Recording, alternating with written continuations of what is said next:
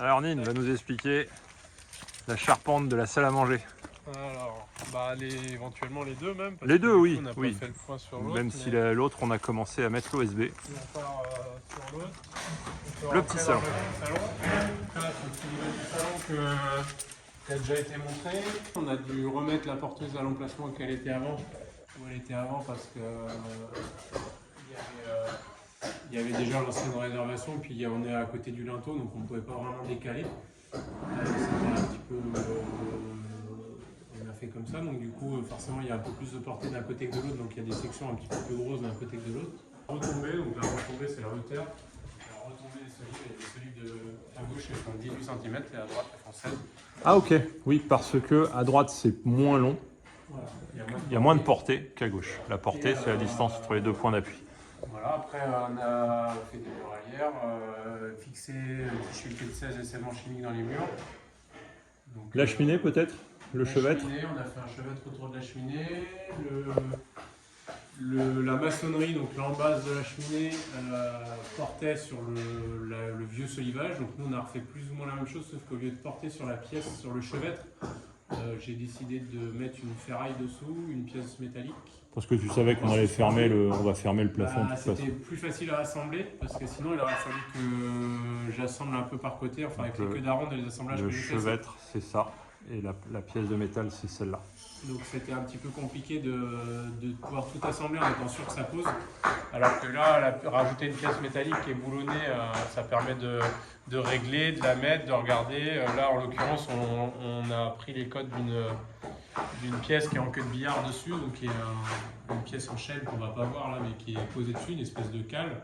Ok. Voilà, ça nous a permis de prendre la cote, redéfaire, même si ça ne serait pas allé la première fois qu'il aurait fallu la retailler par exemple, on aurait pu redéfaire, etc. Alors que si on fait directement le chevêtre, c'est assez compliqué de tout régler, à la fois la hauteur du solivage, à la fois la cheminée, à la fois tout à emmancher parce que les assemblages ne sont pas forcément... les queues d'aronde, ça s'assemble par-dessus, et puis là il aurait fallu assembler par côté pour pouvoir bien soutenir la cheminée parce que ça faisait un espèce d'épaulement, il y avait la pierre avait une entaille. Donc comme ça c'est le mieux. C'était beaucoup plus simple. L'entaille c'est sous la pièce de métal aujourd'hui. Voilà. Donc là actuellement il y a bien la cheminée qui porte sur la pièce de métal. Je crois que quand tu as serré c'est remonté un peu. Oui, on l'a remonté un petit peu, ouais, mais on n'a pas trop abusé parce que les pierres Quelques rentrent quand millimètres. même pas mal dans le mur, donc on a rentré quelques millimètres histoire de bien mettre en pression, mais c'est pas le but de la relever, quoi. Tiens là, explique-nous un peu la pièce de bois là qui est là. Alors il y a deux pièces de bois, il y en a une grosse qui va... J'avais raconté un peu des bêtises dans mon journal. En fait, ça sert à tenir. Donc, en fait, il y a deux. Alors, Ouais. la grosse pièce de bois sert juste de manière Donc, très la provisoire. grosse parce qu'il pièce y de avait bois, deux c'est solides, celle-là. Il y avait vraiment beaucoup de raides, donc ils faisaient une grosse bosse. Qu'elles sont ici. Donc là, la grosse bosse, c'était en vertical en fait, ça remontait. Il y avait une grosse, il y avait deux solives qui étaient côte à côte en plus, donc ça allait pas trop s'annuler avec l'OSB. Donc c'était un risque en mettant l'OSB que ça ne tire pas ces deux grosses bosses. Donc là, je les ai tirées avec une grosse pièce de bois des grosses vis. Je sais pas si on voit les vis. On voit les vis qui sont là. Avec l'OSB, quand on a retiré la pièce de bois, ça va rester un peu en place. Au pire, ça va faire une légère bosse à cet endroit-là, mais un peu régulière. Et surtout, l'OSB va bien porter partout sur chaque solive. Donc, ça, c'est la grosse pièce. Voilà. Et après, la petite pièce, elle sert à la fois, dans un premier temps, à régler.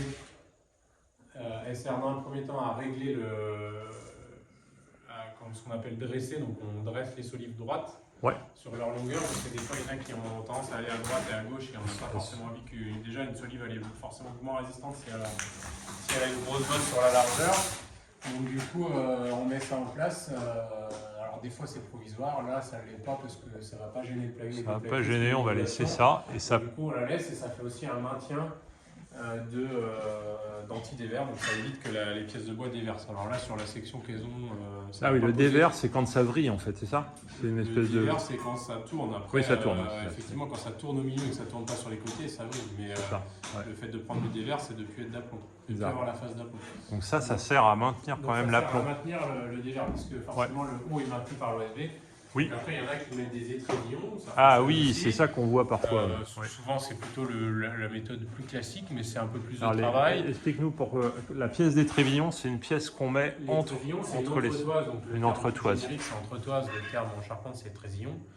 Ça permet de maintenir l'écartement des solives et d'empêcher qu'elles déversent. Donc Ça si aurait tu en mis- avais mis, tu aurais mis des pièces de Si bois j'en là. avais mis, j'aurais mis des petites pièces de bois à chaque fois entre. Ouais. Et ça, structurellement, ça n'aurait pas changé grand-chose par rapport à ça. Exactement. C'est assez équivalent, sauf que là, ça permet de mieux isoler, ça permet plus facilement de régler, comme on a fait au serre-joint, l'alignement des solives. Est-ce etc. aussi que le truc c'est que tu peux t'en passer parce que tu as fait un assemblage en queue d'aronde si c'était posé Non, c'est une question de portée et d'épaisseur de la pièce de bois. D'accord. Si on peut faire des queues d'aronde, si on a une pièce de bois qui fait que 7 de large et qu'elle fait 6 mètres de portée, elle va pouvoir vriller au milieu et c'est un quoi la- rapport entre la porte. C'est quoi la règle déjà? Tu m'avais donné la règle. Ça dépend, il y a plusieurs règles. Moi j'avais principalement appris un 60e de l'épaisseur et il y en a qui disent Donc aussi tu un remultiplies 40e par quand c'est 60. porteur. Donc en gros, admettons qu'on prenne un 40e de l'épaisseur. Donc là elle fait 8. Donc là, fait 8, donc 3 une mètres fois 20. 4,32, 3 mètres 20. Là, les solives elles font tout juste 3 mètres 20. Donc techniquement, par rapport à la règle, j'étais même pas obligé de mettre d'anti-dévers. Ok. Et là, vu que le tasseau me sert aussi à aligner, je l'ai laissé. De l'autre côté, il y a beaucoup moins de portée. Donc, On va voir de l'autre côté. les solives sont forcément moins tordues vu qu'elles ont moins de longueur et l'anti-dévers n'a pas d'intérêt. Donc là, je me suis pas embêté à redresser le peu de creux qu'on pouvait avoir. Le peu de cintre que pouvaient avoir certaines solives, ça va pas chercher très loin, vu qu'elles sont quand même vachement Cool. plus courtes. Super, on va regarder à côté. On va regarder à côté. Alors à côté, on a une pièce un peu plus grande, la salle à manger. Là, on était dans le petit salon. Attends, je fais un petit tour. Donc ça, c'était le petit salon. Donc là, ils ont commencé, quasiment fini l'OSB. Et donc là, on a la pièce d'à côté, c'est la salle à manger. Voilà, Et donc là, on n'a pas posé encore l'OSB. Ils ont fait le solivage. Grosso modo, le même principe. Donc il y a muraillère, porteuse. Alors muraillère, attends, muraillère là. Donc les muraillères, elles sont toujours mises dans le mur contre le mur avec des boulons qui sont scellés à l'intérieur du mur et boulonnés par-dessus. Donc tu en as mis 1, 2, 3, 4, 5. Là, il y en a 5 sur celui-là. Il y a des règles ou pas? Non, il n'y a pas de Pas règle, c'est un peu spécialement au règle. feeling. Après, ça dépend aussi de comment on ressent le mur derrière, au niveau de si on est plutôt dans un bon support ou pas. Ça dépend si la muraillère elle est vraiment bien applaquée au mur aussi. Par exemple, là-bas, il y a un petit peu d'écart, elle est un petit peu éloignée. On Donc va aller voir forcément, là-bas parce qu'elle est plus particulière. le cisaillement de la tige se fait forcément moins bien s'il y a un espace, etc. Donc après, là, ça reste de la tige de 16, donc c'est quand même un peu rigide. Si c'était juste une pièce qui prenait du poids contre le mur, ça pourrait tordre la tige. Après, là, le fait qu'il y ait que des queues d'aronde assemblées dedans, les queues d'aronde maintiennent la muraillère bien verticale. Et du coup, le cisaillement se fait quand même bien, même s'il y a un petit espace derrière. Après, donc voilà, là, il y a un... Muraillère, là, les porteuses, c'est le même principe qu'à côté. Donc là, Voilà. sauf qu'on en a Sauf que deux. Là, on a pu les monter au chariot élévateur. On les a montés avec le Manitou, ouais. Confortable. Attends, on va attendre que Dominique ait fait un peu de bruit. Attends. On va aller. Voilà, bon, ça c'est le chantier. Donc là actuellement, Dominique, il est en train de faire de boucher les réservations qui sont là-haut. Et il est en train de faire tous les trous, toutes les réservations côté muraillère et côté porteuse. Là, c'est par exemple ici, ça a été fait. Là, ça a été fait. Là, ça a été fait. Donc c'est ce qu'est en train de terminer Dominique. On va poursuivre. Donc du coup, là... Peut-être expliquer la muraillère du bout là. Les spécificités, alors on arrive avec une IPN, donc du coup... Ah, attends, on va aller montrer l'IPN. Je crois qu'on l'a. J'ai soudé une pièce métallique, Elle est là. 3 petites pattes verticales et une cornière pour pouvoir supporter la muraillère à cet endroit-là. Oui, parce que là, il ne pouvait pas mettre ses vis filetées. Donc là, il y a 2 vis filetées à gauche. Il y en a des tiges filetées. Il y en a 2 à droite. Et au milieu, il y avait l'IPN. Après, là, on a quand même... donc là, voilà. Après, c'est les tiges filetées qui prennent le relais. Là-bas, on arrive même en réservation. Oui, alors ici, on est en réservation. Ce qu'il appelle en réservation, c'est que la muraillère, elle rentre dans le mur. Après, là, on a du coup un petit recoin qui nous a fait faire un petit peu de taille. Ah oui.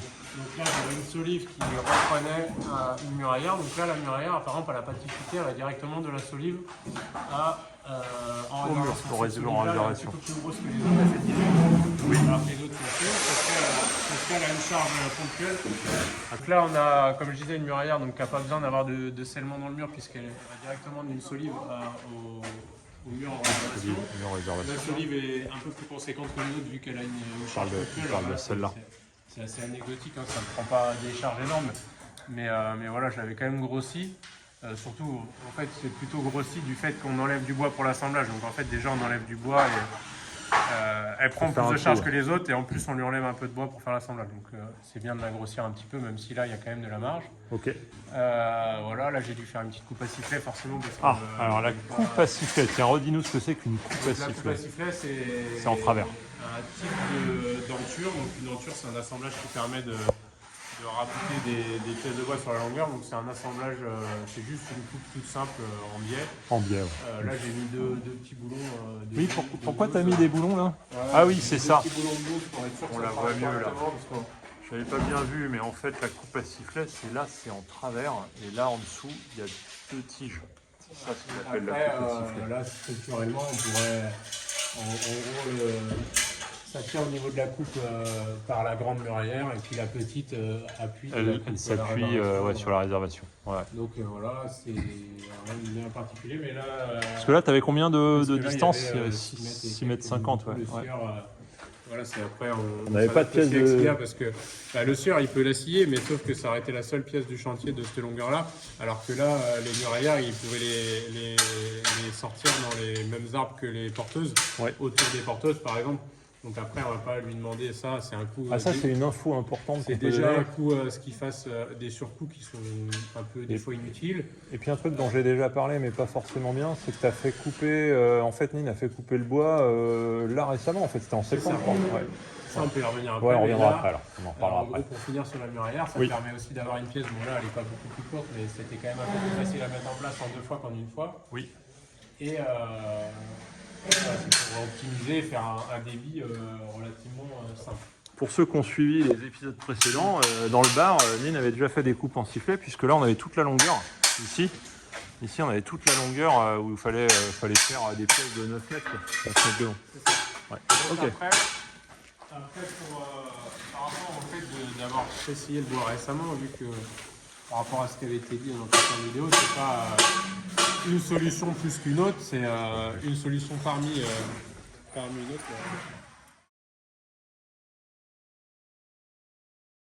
Salut la famille, salut les amis, salut les followers. Désolé pour l'interruption, mais on a eu un souci technique là, avec la fin du film. En fait, j'ai paumé le fichier. Et donc voilà, c'est dommage parce qu'il y avait 10 minutes super passionnantes de Nine qui nous expliquait tout. Et donc je suis retourné chercher Nine. Voilà, il est là. Et on va reprendre l'interview où on en était. On est quelques jours plus tard. Il a fini l'OSB là qui est posé. Et donc on va reprendre. Voilà, donc c'est pas évident de se remettre dans le truc. C'était, je sais pas, il y a 3-4 jours, avant de faire l'OSB, je crois.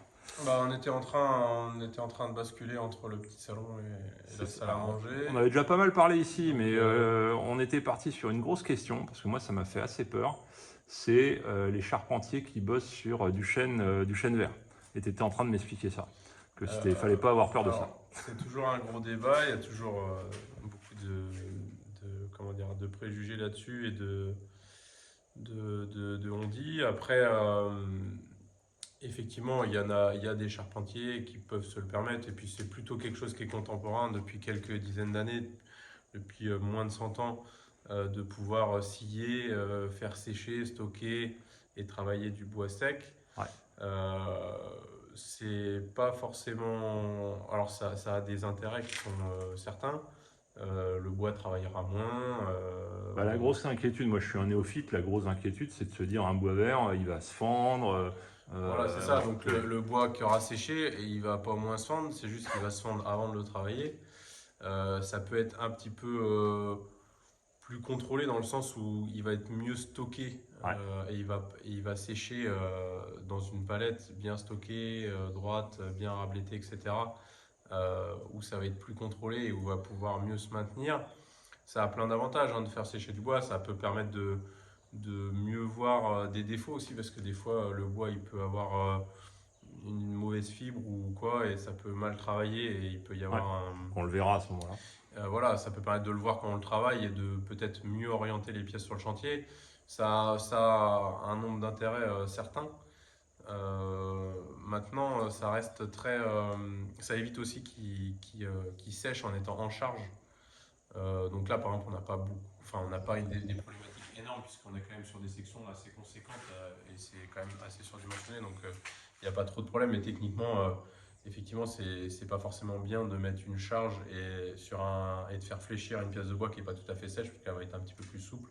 Et après, elle risque de sécher avec un léger creux. Donc, Du coup, tu me réinquiètes là. Tu me réinquiètes. De manière générale, ça peut être intéressant de mettre par exemple un étai pendant quelques mois dessous. Ah oui. Là, ce qu'on ne peut pas faire à cause de la chronologie du chantier. Mais vu qu'on a des sections qui sont quand même assez surdimensionnées, on est assez peinard là-dessus. Mais maintenant, donc ça a tous ces avantages-là. Maintenant, ça a aussi des gros inconvénients.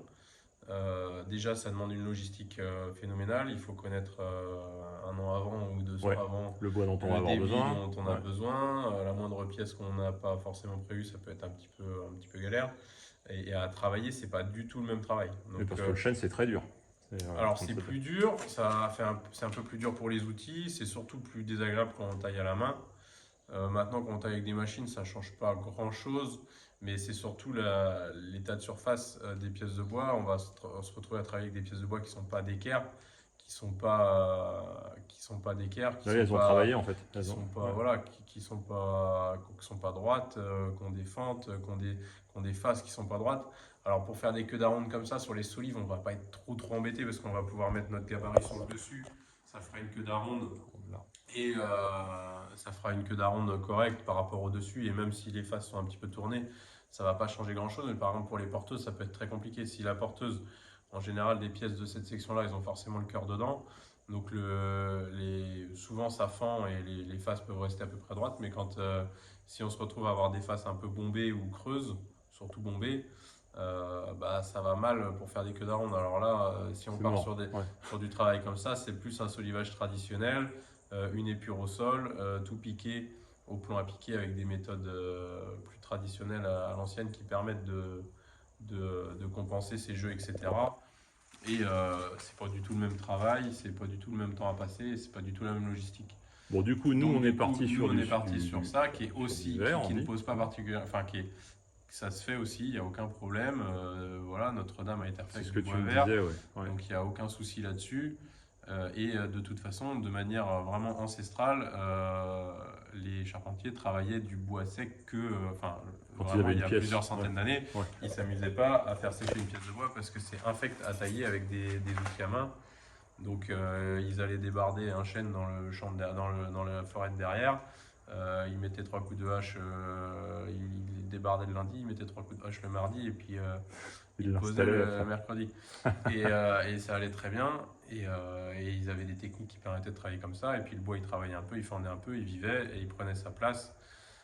Donc ça peut même être assez joli. Ça peut même être assez joli, mais dans tous les cas, ça fend et ça travaille. C'est juste que ça peut travailler différemment, mais c'est pareil. Là, les pièces de bois sont aussi maintenues par l'OSB, elles sont quand même maintenues droites. Il y en a plusieurs. Par les queues d'aronde. Par les queues d'aronde. Donc il n'y a pas de souci, ça se fait quand même. Ça se fait comme ça, donc. Ok. Voilà. Bon, ça c'est le chêne vert. Donc le chêne vert, faut pas s'inquiéter. Il y aura encore plein de choses qu'on pourrait dire là-dessus, mais c'est pas un problème. Il y a 2-3 choses à anticiper dans les deux cas. Et il y a aussi autre chose, c'est que même du bois qui a 1 an de séchage dans un hangar, etc., il va encore bouger sur place. Alors il se sera rétracté une bonne partie et tout, mais c'est loin d'être fini pour lui et ça va bouger encore pendant des années et des années. L'hygrométrie de là où il est posé ne sera pas la même que là où il était stocké. Et il y aura encore des écarts. Donc on va s'embêter à travailler du bois qui est quand même beaucoup plus compliqué à travailler. Sans forcément une garantie de résultat. Il y a une plus-value qui est intéressante. Encore faut-il passer du temps en plus qui est à travailler. Mais après, sur l'ouvrage final et 100 ans après, je ne suis pas sûr qu'on voit vraiment la différence. 100 ans après, c'est vrai que là, on est sur des trucs. On est sur des structures, je rigole, mais on est sur des structures qui sont là pour durer 100, 200 ans. Hein. Donc c'est ce qu'on avait dans le château. Là, on voit aussi qu'il y a de l'aubier. Oui, alors l'aubier, ça c'est ici par exemple. Ça pourrait être un sujet d'inquiétude aussi. Moi, je m'y connaissais pas trop avant de rencontrer Nine. Et c'est vrai que quand on s'y connaît pas trop, on peut avoir peur, surtout quand on voit des vieilles pièces où on a l'impression que c'est très bouffé. Alors explique-nous un peu comment c'est fait une porteuse en fait, un bout de bois. L'aubier, on va dire c'est du bois qui est plutôt en périphérie du cœur. C'est mou. C'est plus tendre, c'est du bois qui n'est pas fini d'être fait, qui est encore un peu plus vivant, où la sève transfère. Et du coup, les petites bestioles, elles aiment bien. Donc, en général, on essaye d'en avoir le moins possible. Donc, après, ça, c'est le travail du scieur. Maintenant, il y a des tolérances. Forcément, quand on commence à faire des grosses pièces comme ça dans des arbres, c'est pas toujours évident. Il suffit que l'arbre ait un tout petit peu de cintre ou quoi, comme là, on voit que c'est le cas. Donc, l'arbre a forcément un petit peu de cintre. Par exemple, ici, là, ouais. C'est quoi ce que tu appelles du cintre? Donc, là, on voit qu'il y a de l'aubier plutôt au centre de la Oui. pièce. Donc ça veut dire que l'arbre était forcément un petit peu cintré. Ah, il était cintré, oui. En fait, cintré, moi je dirais sur tordu, le quoi. dessus. Oui, Donc, voilà, il y a des tolérances. Là, il y en a quand même pas mal. Il y en a un petit peu moins sur celle d'à côté. Ouais. Voilà, après, il y a des tolérances qui existent. Et vous le retirez, en fait. Pourcentages, Vous le retiriez je crois que c'est 10% qu'on tolère. Donc là, il y en a pas mal, mais il n'y en a pas trop. On essaye de le retirer dans la mesure du possible pour éviter que les bestioles s'installent. Oui.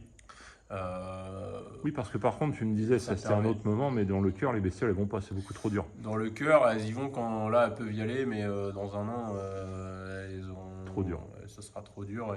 Et voilà, c'est pour ça qu'en général, à part si on a des pièces qui sont vraiment à l'humidité, comme on pouvait avoir derrière, où c'était assez impressionnant, où effectivement les pièces étaient quand même bien mangées, ou là, si on prend sur le premier mètre qui était vers le mur ici, etc. Parce qu'il y a de l'eau, parce qu'il y a de l'humidité, et ça attendrit le bois, et du coup, les bestioles s'y mettent. Mais si le bois est vraiment sec, voilà, et c'est pour ça que quand on trouve des bois un peu sains, comme il pouvait y avoir là, celles qui étaient là, les poutres, en fait, si on cherche un peu, on va trouver 2-3 trous dans le cœur. Ouais. Et après, tout le reste dans l'eau. Et en fait, les 2-3 trous du cœur, c'est très certainement les 6 premiers mois de la vie de la pièce de bois, où c'était encore un peu vert, et puis après, terminé. Il n'y a plus personne s'y est rentré. Alors d'ailleurs, notre problème ici, c'était pas trop qu'elles étaient bouffées, c'est surtout qu'elles étaient de sections un peu trop petites. Et comme il y a quand même une grande portée, là, il y a un peu plus de 5 mètres. Elles étaient pratiquement les mêmes sections que moi j'ai mis sur des portées de 2,60 m. Voilà. 2,65 m. Du coup, elles étaient fléchies, quoi. Donc ça allait pas, c'était trop souple, c'était trop compliqué à remettre du parquet. Sinon, le bois était sain, c'est sûr. Le bois était relativement sain, il y avait aussi des pièces qui étaient très tordues, donc forcément, au niveau effort, le fait que quand il y a des pièces qui sont taillées dans des arbres qui tournent, c'est un peu compliqué de... voilà, quand on fait un effort au milieu, ça demande à faire déverser la pièce. Donc voilà, là il y a de l'aubier, on l'enlève dans la mesure du possible. Alors là, il y a des endroits où il y en avait quand même pas mal, je ne vais pas tout enlever malheureusement. Voilà, ça ne change pas grand chose au niveau structurel. De toute façon, on part du principe au niveau section, il y a de la marge dans les sections. On part du principe que de toute façon, l'aubier, quand bien même j'en ai laissé, l'aubier qui reste, on pourrait dire oui, mais il va être mangé et du coup la pièce va être moins solide plus tard. Sauf que je considère la section, la partie qui est sur le cœur, sans aubier, donc la partie qui est au cœur. Donc il n'y a pas tellement d'inquiétude à avoir là-dessus. Effectivement, il y a des bestioles qui s'y mettent. Après, si on pousse un petit peu le vis, il y a d'autres choses à faire gaffe. Par exemple, là dans les réservations, même s'il pouvait y avoir un peu plus d'aubier. Ah oui, là il ne faut pas qu'il y en ait beaucoup. Vraiment enlevé complètement. Parce que là, pour le coup, ça peut être de l'aubier qui va être mangé et qui va se dégrader. Et là, la surface d'appui qui va être altérée. Oui, donc alors là c'est très important. Alors qu'au milieu, que l'aubier se dégrade, ça va rien altérer du tout. Ouais. Voilà, il y aura plus d'aubier, ça fera exactement comme si je l'avais enlevé tout entièrement dès le début, mais c'est tout.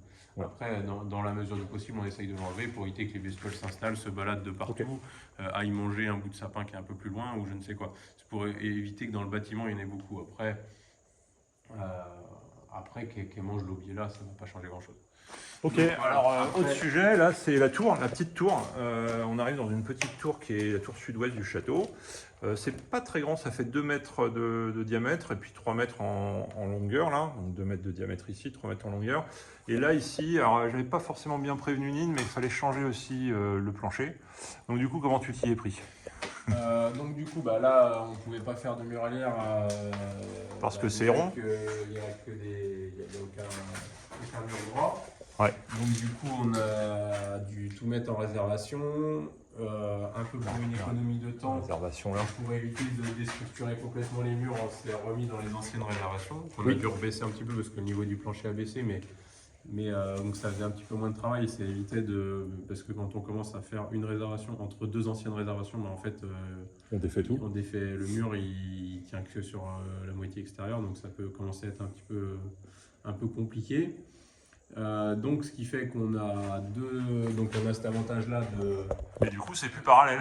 de gain de temps. Donc par contre, on a l'inconvénient qu'on n'est plus parallèle à Donc là, l'ancienne. alors attends, là je monte quand même. Donc ça, c'est la partie de la grande pièce, et puis là, c'est la tour. Donc on voit bien qu'on n'est pas parallèle. Donc les inconvénients, c'est que les solives sont plus parallèles à l'autre partie et qu'elles n'ont pas un anthrax qui corresponde au niveau pose à l'OSB, parce qu'en l'OSB, on part sur un anthrax de 50 ou du moins un multiple Oui, de 2,50 m Ouais. pour pouvoir faire des raccords sur l'OSB. Seulement là, de toute façon, la pièce, elle est vraiment, elle fait 3 mètres tout au plus. Attends, je t'arrête parce que lui, il a l'habitude de ça, mais je vais expliquer aux gens. Je peux expliquer. Alors, tu peux expliquer. Mais qu'est-ce que Donc- c'est que l'anthrax quand on regarde ici là? Donc l'anthrax entre deux pièces de bois, c'est Ça. la distance entre l'axe de deux pièces de bois. Donc c'est Voilà.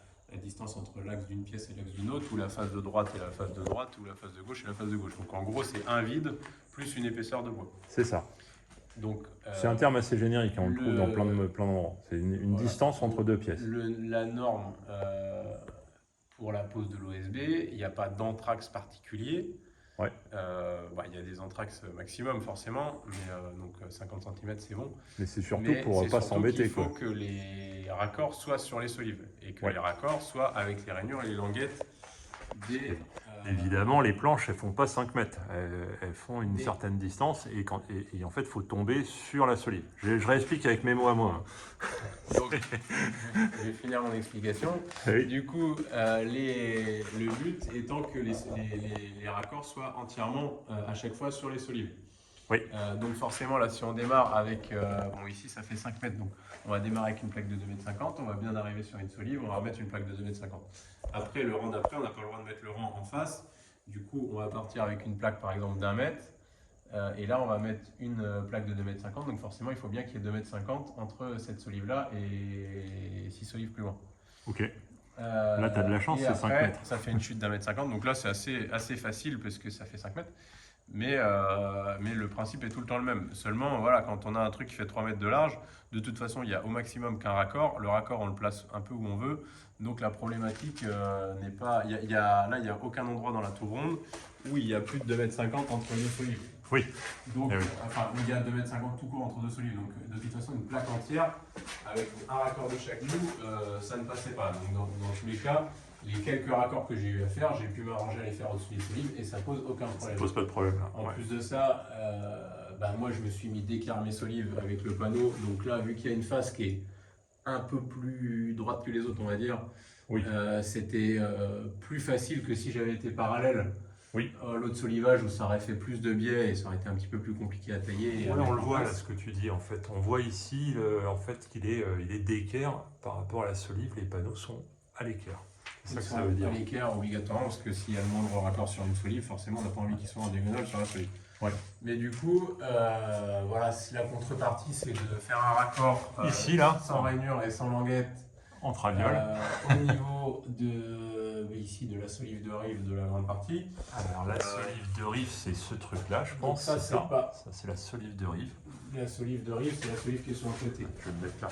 Mais la solive qui est sur le côté de ici, donc c'est la rive. Celle-là. Il La appelle rive ça de la la rive. pièce. Voilà. Le côté de la pièce. Et elle arrive un peu dans le vide, quoi. Donc ça,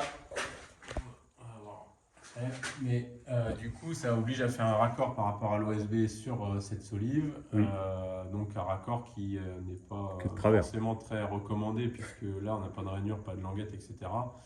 Maintenant là ça ne va pas mettre en péril non plus l'ouvrage, Oui. on parle d'un raccord sur 60 cm. Et puis nous, on va faire là-haut un petit salon avec, Voilà, c'est pas avec deux très fauteuils. très grave, mais voilà, on est en rénovation, malheureusement on ne peut pas être tout le temps au top nickel dans tout ce qui est Préconisé.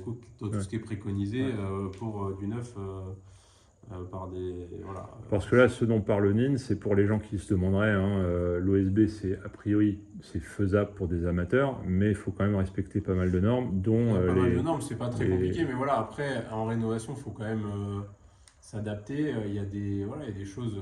Il y a des- Là, si quelqu'un qui du fabricant viendrait et voir la tour ronde, bah, peut-être que Ah, il c'est aurait pas... à redire certaines choses. Parce que voilà, là par exemple, il y a du biais, je pourrais remettre une petite pièce pour prendre l'arrondi entre deux solives là-bas. Oui. Maintenant,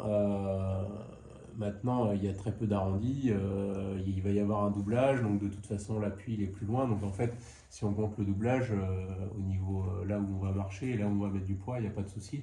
En Ok. sachant que là-haut, il ne va pas y avoir de mobilier ni quoi que ce soit, ça va rester une petite pièce qui va obligatoirement tout le temps être très peu meublée. Donc, Oui, il n'y a pas de grosses Il n'y contraintes. a pas de grosses contraintes là-dessus. Après, ici, il y avait une petite. Oui, alors ça, c'est sympa, ça. Une petite. Là, tu as ta muralière, elle arrive en plein dans le vide, là, et comment elle s'accroche ici, là? Alors, du coup, la problématique de base, c'est que du coup, la muralière arrivait dans le vide et il fallait bien appuyer la dernière solive, donc la solive de rive dont on parlait Celle-là. juste avant. Cette solive de rive alors il y a plusieurs solutions, ou je faisais une queue d'aronde tout au bout de la muralière, mais en fait, Là. Ouais. Ouais, après, ou je faisais une queue d'aronde Ouais. dans le sens des autres. Oui. Où je faisais une queue d'aronde dans le sens des autres tout au bout de la muralière, et dans ce cas, il n'y avait pas beaucoup de bois derrière, et en mettant la pièce en place, le petit morceau de bois qui est au bout pouvait éclater, et c'est pas performant. Ou je faisais filer 15-20 cm, mais c'est pour de plus et c'est pas forcément très joli. Oui. Ou j'allais jusqu'à l'autre solive de la tour ronde, mais c'est pas forcément très pratique à régler, surtout quand les solives sont pas encore scellées. Il faut faire une queue d'aronde sur place, Ah, voilà. et tout ça, c'est pas forcément évident. Du coup, qu'est-ce que tu as choisi, Ou alors? encore une Encore solution, un autre choix. j'aurais pu faire filer ma solive de rive en réservation Ah oui, et appuyer la Là. muralière dessus. là. Sauf que ça m'amusait pas tellement parce que ça faisait encore une réservation de plus. Et en plus de ça, ça obligeait à lever, à poser ma solive de rive avant la muralière, ce qui au niveau réglage n'est pas forcément très agréable. Ah oui. oui. Puisque là, moi, je mets la muralière, ça me permet de me mettre d'équerre, je la mets droite, je me mets d'équerre à la muralière, je règle toutes les porteuses, Toutes les ensuite porteuses, je ouais, mets les ouais, solives. ouais. Enfin, je mets 2 solives pour régler le parallèle des porteuses et ensuite je mets le reste des solives. Donc, c'était pas du tout pratique. Donc là, j'ai fait encore une autre solution. J'ai fait une queue d'aronde à l'envers sur le bout de la muralière. Donc là, on voit la tête de la queue d'aronde. Et On voit le dessus de la le queue dessus, je d'aronde. sais pas si on dit une tête, c'est le Non, dessus. ça veut rien dire. Ça veut rien dire, ok. Donc on voit le dessus de la queue d'aronde, donc le dessus d'un point de vue assemblage, pas d'un point de vue.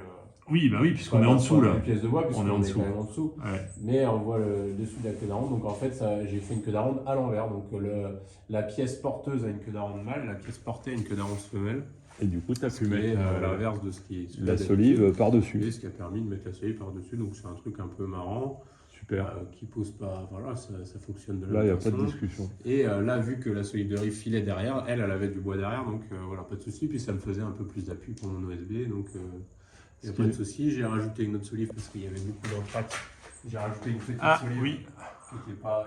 Laquelle alors? C'est laquelle? Donc la toute petite, non, celle qui est vers nous, encore. Celle-là, là. Encore Ah oui, non, ici, là. J'ai Celle-ci. rajouté une petite solive parce que là, il y avait vraiment beaucoup. Ah oui, il y avait trop d'espace, beaucoup trop d'espacement. d'anthrax. Oui. Et en plus, c'était bien dans le passage, donc là, on a rajouté une petite solive. Ah bah oui, en plus, ça va se mettre effectivement à l'aplomb du passage. Donc ça, c'est pas mal. Si on devait mettre quelque chose, ça serait cool. Eh bah super, donc ça nous donne Cette une... partie-là. Ça m'amène une autre question d'avoir parlé de ça. C'est l'histoire des queues d'aronde. Moi, quand j'ai vu la première fois des queues d'aronde, je trouve ça super chouette. Alors, j'ai fait il y a des shorts, des trucs où on voit les queues d'aronde, mais bon, les gens, s'ils regardent, ils pourront regarder comment vous faites ça. C'est une espèce de pièce en V. Et moi, la première fois que je l'ai vu, je me suis dit, mais ça a l'air un peu fragile quand même. C'est un assemblage qui est en V, qui est effectivement pas très profond. Ouais, ça fait 2 cm, je crois. Ça fait 2 cm et demi de Et demi, profondeur. ouais. Donc après, effectivement, ça C'est peut dommage qu'on ait paraître, pas de boule. par exemple, un peu faible par rapport à d'autres assemblages plus traditionnels. Oui, en fait, peut la faire. question, c'est ça. Moi, je me Mais- suis dit, quand on a démonté ensemble, Lynn, c'était posé, en fait. Les solives, elles étaient posées sur les Elles porteuses. pas que posées, elles avaient des endroits où elles avaient des tenons. Oui. Des tenons avec un mordane, ce qu'on appelle, qui est un assemblage spécifique, qui est beaucoup utilisé dans les solivages. Ouais. Ce qui n'est pas un mauvais assemblage, mais ce qui n'est pas forcément un assemblage exceptionnel non plus. Il y a plusieurs inconvénients. Après, ça fonctionne. Effectivement, il y a des grosses surfaces d'appui.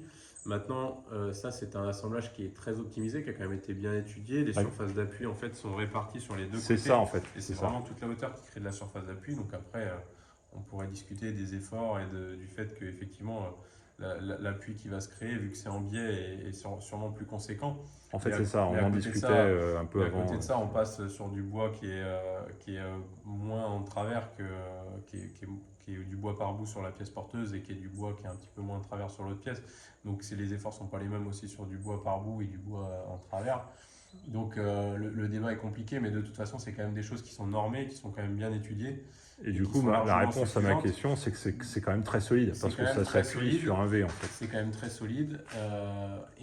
Et l'autre avantage aussi par rapport à faire des plus gros assemblages, parce qu'il y en a beaucoup qui connaissent pas forcément quand on commence à faire des assemblages des fois un peu énormes, sauf que du coup ils affaiblissent la pièce porteuse. Eh oui, Donc ce là qui sur la retire du muraille bois. on n'a pas trop de problème parce qu'elle est fixée un peu partout. Mais sur la porteuse, si je commençais à en tailler Faire des trous, 8 ouais. cm de profond dedans, Ouais. ça serait un petit peu compliqué. Donc du coup, Du il coup, y a on pas va- trop de soucis là-dessus. Là, on parle c'est pour ça aussi qu'on a là, on parle d'anthrax qui sont assez d'anthrax de porteuse, donc de longueur de solive, de portée de solive qui sont quand même pas énormes. Là, on est sur 2,65 m. Donc il y a même pas, il y a un peu plus d'un demi-mètre carré par solive. Par appui, assemblage, par assemblage, appui, par donc, assemblage. d'appui. Donc si on compte, même si on compte le poids propre des matériaux, du plafond et la charge d'exploitation, On est à moins de s'il y 15 a- kg du s'il mètre y a- carré, je s'il y crois, a du trois- centimètre. s'il y a 300 kg d'appui sur l'assemblage, c'est vraiment maximum, donc c'est quand même pas énorme, 300 kg. C'est-à-dire qu'on a calculé là un peu avant de discuter, c'est moins de 15 kg du centimètre. Et le bois, il prend largement plus. Et le bois prend largement 15 kg du centimètre carré. Surtout que c'est du chêne. Si on avait fait l'assemblage au fond, donc après il y a les deux biais, donc ce serait un petit peu compliqué à calculer, mais voilà. Donc, En tout gros ça pour résumé, dire parce que Nîmes est très technique, mais en gros résumé, En gros, la queue résumé, d'aronde c'est vachement en solide. gros, résumé, ça tient très très bien, mais après, il ne faut pas non plus faire ça sur des portées immenses, Ah oui, etc. ouais. Quand on commence à assembler des gros lamellés pour faire des structures avec une queue d'aronde, c'est quand même bien de calculer en sachant qu'il y a quand même la queue d'aronde est quelque chose de, c'est un système d'assemblage qui est quand même breveté, normé, etc. Et du coup, on a toutes les docs techniques qui vont bien Oui. pour nous dire que si on fait une hauteur de queue d'aronde de temps avec tel gabarit, parce qu'il y en a qui ont des angles différents, Oui. pour s'adapter sur des sections différentes. Et du coup, on saura la charge que ça prend, mais c'est assez conséquent. Du coup, tiens, ça me fait alors une dernière question, et puis après on va finir, parce que là, les gens, on leur a farci la tête de plein de choses. L'idée, c'est aussi de voir que la charpente, c'est quand même un sujet très technique. Donc, le dernier sujet, c'est... Là, on est à plat. Mais le dernier sujet, ça se voit pas bien d'ici, mais en fait, le mur là-bas, il est de travers. Il y a 40 cm de plus ici que là. Du coup en fait, la muralière là-bas, elle est pas tout à fait parallèle à ta porteuse. Donc là, comment on fait là? La muraillère là-bas n'est pas du tout parallèle à la porteuse, donc là on a C'est fait emmerdant, des biais tout simplement. C'est plutôt qu'il y a des cotes différentes à chaque fois. Donc il faut quand même être assez précis à tailler. Maintenant ça se fait, il n'y a pas trop de problème. Donc tu as mesuré chaque solive en fait. Oui, on a Ouais, c'est ça. mesuré chaque solive. Ok. Après on peut calculer aussi, mais Queue d'aronde, ça change rien. Du coup, par quand tu rapport à fais la queue d'aronde là-bas. il faut faire la coupe en biais. Après il y a un petit tracé à faire. Ah oui, tu coupes la solive avant et tu fais la queue d'aronde après C'est ça, en fait. on coupe la solive avant avec le plan qui est au fond de l'assemblage, donc 25 mm plus loin. Ouais. Et 25 mm plus long, et du coup après on plaque le gabarit dessus et on usine la queue d'aronde de la même façon. Il y a un petit tracé un petit peu différent quand il y a un biais parce qu'il faut que la queue d'aronde soit à l'axe de l'arasement et pas à l'axe du fond, mais on va pas rentrer dans les détails. Alors là, on les a perdus. Et là de toute façon il n'y a pas beaucoup de biais, donc on ne s'est pas embêté avec ça. On s'est pas embêté. Ouais. Donc voilà. Ok. Et après là-bas on avait aussi faut aller du voir. biais. Ouais. Ah oui, là il y en a même beaucoup plus. Donc là-bas, il y avait du biais qui se cumulait avec du biais du mur du fond. Ah oui, il y a deux biais, ouais. Donc ça faisait beaucoup plus de biais. Et On ça le voit tombait bien si on se met en dessous, on va le voir. Et ça tombait assez mal parce que si à droite on regarde, les deux solives arrivaient un peu au même Ah endroit. oui. En faisant ma division, sachant que Là. Donc en faisant la division, ça arrive au même endroit. Du coup, j'ai mis aussi un peu de biais sur l'avant-dernière. Donc j'ai un peu rayonné, ce qu'on pourrait appeler ça rayonner. Donc j'ai mis un peu du biais. J'ai réparti en... Il y a le biais de la dernière solive et l'autre, j'ai mis la moitié du biais entre, en gros, la deuxième, elle est la bissectrice entre la troisième et la première. Wow, tu m'as un peu perdu. Donc, Mais bon. donc tout ça pour écarter, pour pas que les deux assemblages Ah à oui, droite pour arrivent pas au qu'elles même se rendent au même endroit. endroit. D'accord, Après, ça j'ai l'assemblage compris. à gauche est au même Ok. endroit et Ok. tous les 50. Et Pas pareil, trop grave. l'autre contrepartie, évidemment, est de ne pas pouvoir faire d'assemblage à cet endroit-là, de raccord d'OSB à cet endroit-là. Bah Et oui. ça, on pose dans l'OSB, on fait gaffe, on arrive à s'arranger. Là, il y a 3 plaques qui arrivent ici. Et aucun problème, on arrive Arrive à gérer. pour pas qu'il y ait de raccord qui arrive. Bon bah. Donc voilà, après On dire pourrait encore rester plein d'autres des choses, heures. Hein. mais ça reste, on a déjà bien fait le tour. Moi, ce que j'aime bien, c'est que c'est un métier de tradition. Nine, c'est quand même quelqu'un d'assez passionné. Et du coup, bah, on est quand même assez content. On va finir là-dessus, mais on est content parce que c'est quand même une belle réalisation faite dans les règles traditionnelles quand même, et qui était dans l'esprit de ce qu'il y avait avant du château. Donc, va savoir. Peut-être que des gens démonteront ça dans 200 ans en se demandant pourquoi tu avais fait ça comme ça. Ouais, peut-être qu'ils diront qu'à cette époque-là, ils faisaient des queues d'aronde bizarres et que c'était ou qu'ils s'embêtaient à faire ça. C'est vrai que nous, des fois, quand on voit certains assemblages, on trouve qu'ils s'embêtaient un peu et à côté de ça, ils prenaient le temps de le faire bien. Et c'est vrai que des fois, il y en a beaucoup qui font pas d'assemblage ou qui font des trucs vraiment basiques ou des assemblages métalliques ou quoi qui peuvent être bien dans certains cas, hein, mais qui écourtent les choses alors qu'on a toutes les machines qui vont bien pour faire des assemblages. Là, c'est quand même pas si long que ça à faire. Et c'est vraiment très joli. C'est très sympa. ouais. Et avant, il le faisait avec des outils un peu rudimentaires, sûrement bien affûtés, ça, on n'a pas de doute là-dessus, mais et ça fait du boulot, les outils à main, hein, mais quand on voit les assemblages un peu élaborés qu'il faisait avant, des fois, on a un peu honte. Ah ouais, On a un peu carrément. honte des fois d'écourter des choses ou de simplifier des choses. Donc des fois, il faut un petit peu... Bah, toi, en tout cas... Quand on essaye de... Quand certains... des fois, quand on se dit, tiens, on va pas faire ça, on va mettre juste une vis, ça ira bien. Bah, des fois, on se dit, tiens... on est un peu gonflé par rapport à ce que nos anciens pouvaient s'embêter à faire. Mais après c'est différent. Voilà, il y a des choses... Après, il y a aussi des choses... qu'on démonte qui était pas terrible, hein. Là, le solivage qui était là était pas exceptionnel. C'était pas top, non. Et le solivage d'à côté était pas mal et était plus ancien. C'est pas les mêmes époques, je pense. Était plus ancien que celui-là. Oui. Donc c'était pas les mêmes époques, c'était sûrement pas les mêmes budgets. Oui. Puisque là, toute cette partie-là, que ce soit le deuxième ou ici, et puis même d'ailleurs la charpente, plus récemment, c'est quand même pas super. Donc, voilà, bah donc on a refait quelque chose de très joli et puis avec quelqu'un qui fait perdurer quand même le métier de charpentier, donc nous on est super contents et donc on te remercie Nine. Bah, voilà.